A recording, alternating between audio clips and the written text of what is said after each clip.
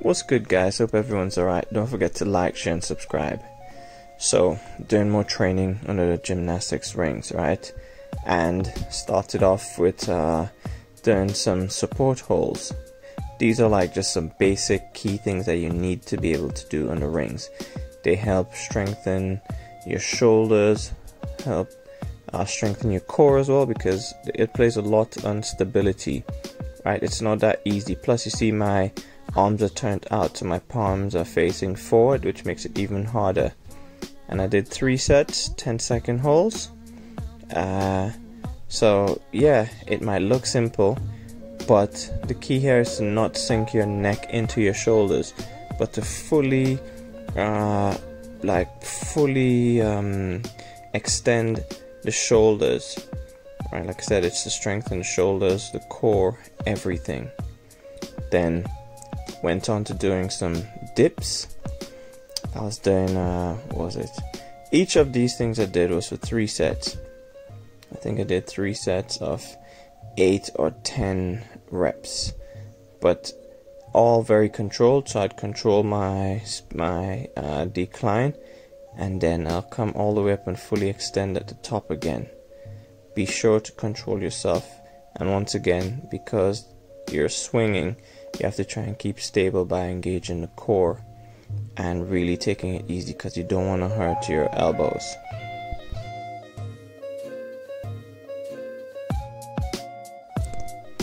So you can see I'm starting to get a bit more shredded. As time goes by, you'll see the change in the definition, so don't judge me too early. No, but on the real, doing calisthenic work really helps to shred you up, especially when I'm working like with the rings, where stability is key. When you see I'm doing the dip as well, I'm going beneath parallel.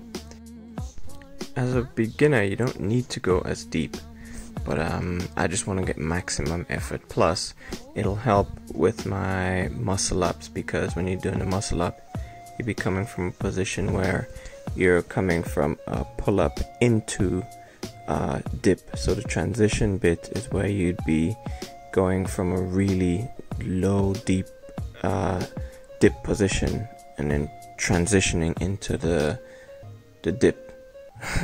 Hope that makes sense. So I tend to do my dips by going way below parallel, and that really does help. See, I was struggling there, but also you can see why I'm struggling. My arms are moving away from my body. So one of the key things is to try and keep your arms as close to your body as possible. Then I moved on to doing pull-ups. Now this is one thing I see people do. You might see people banging out like lots of pull-ups, and you'll be like, whoa, but a lot of the times they don't fully extend. When you see I go all the way to the bottom, it's like I'm totally relaxed again, like complete lockout on the elbows at the bottom, and then I pull up to try and get my chin above my wrist, right, or as high as possible. This is a very taxing movement, and once again, everything when it comes to the rings, there's a lot of stability work here. So pace yourself, pick a number that works best for you. I was doing 8 reps, but if you're feeling heroic and you want to do 10 or more, then try and be consistent throughout all 3 sets with it.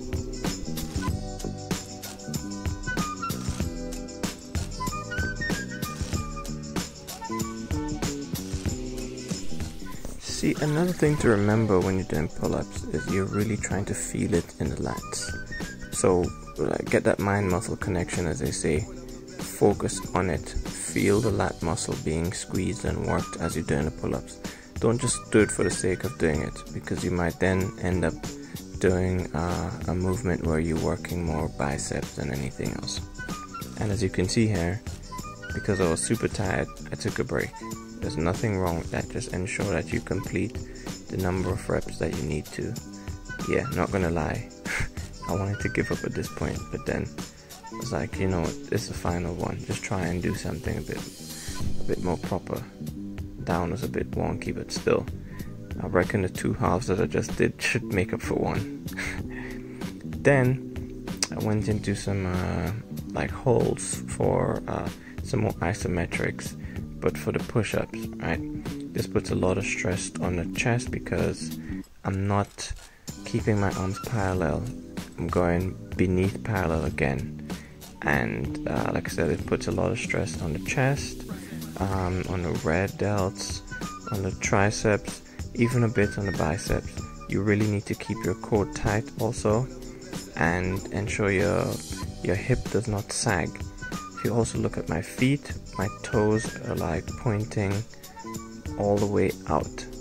So I'm not on my toes. My toes are pointing all the way out. That puts a lot more strain.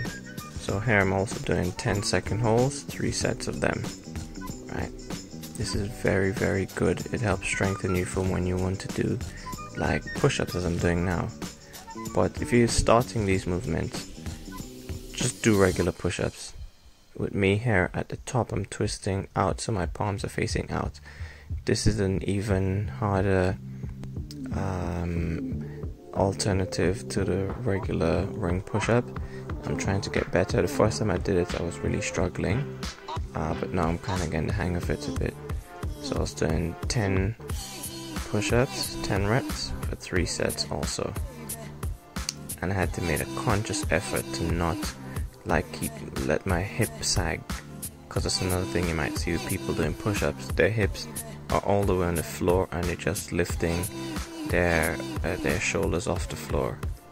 Ensure your hips and your entire upper body move in sync.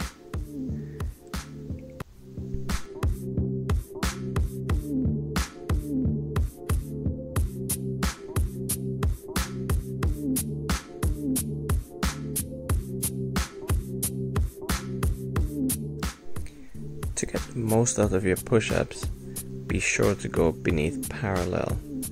I mean, if you're like a beginner or you're struggling, you could go parallel, or another option is to shorten the band, the rope, so that you're not as vertical, so you're doing it more in closer to a horizontal position.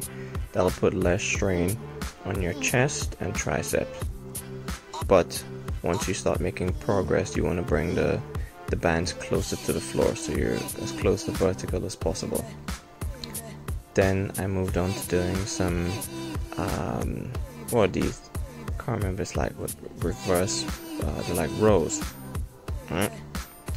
As once again, you see complete scapular protraction and everything at the bottom, like fully extend. And when you pull up to the top, hold for like a second or two. Yes, it makes it harder because it's like when you do a deadlift and you put the bar down at the bottom and you start from scratch, it's a dead start, which means you have to completely master your body weight and pull from a dead start. That makes it even better. When I'm doing it also, I'm in a complete vertical position, so I'm more or less on the heels of my feet. Alright, there's no bending in the knees. If you want to make it a bit easier, just ensure you bend the knees, and that makes it a lot better and easier. Right, but I wanted more of a vertical row, which makes it a lot harder.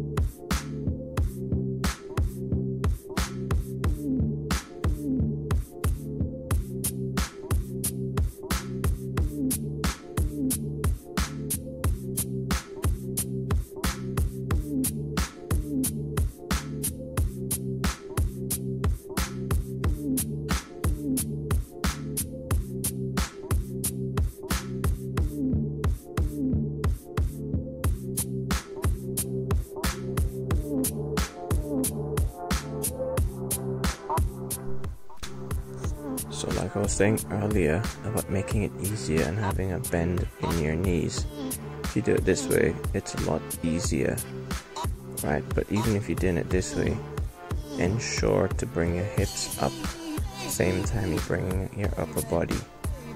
because if you leave your hips to sag, it's just gonna take away all the work that you're trying to achieve. Anyway, I then moved on to doing some knee tucks, high knee tucks. Once again, these are not as easy as they look, right? So all the support holds I was doing in the very beginning would aid me in being stronger for this, because once you have to do movements where your body goes above the bar, you know, the rings, then it's a lot more pressure on your shoulder, right? So you need to be able to hold your body weight. The knee tucks, the key bit here is to ensure your knee goes above the ring, right? As high as you can go. You're trying to bring your knee into your chest, right? And like I said, with stabilization, again, you're also trying not to swing as much as possible. It's not that simple. If you're struggling with that, just do your basic knee tucks, where your knee does not go past the rings, but you know, the whole aim is to eventually get to the point where your knees can go above the ring, and you do it comfortably. Alright, hope that helps. Do give it a try. Let me know how it goes for you guys, and don't forget to like, share, and subscribe.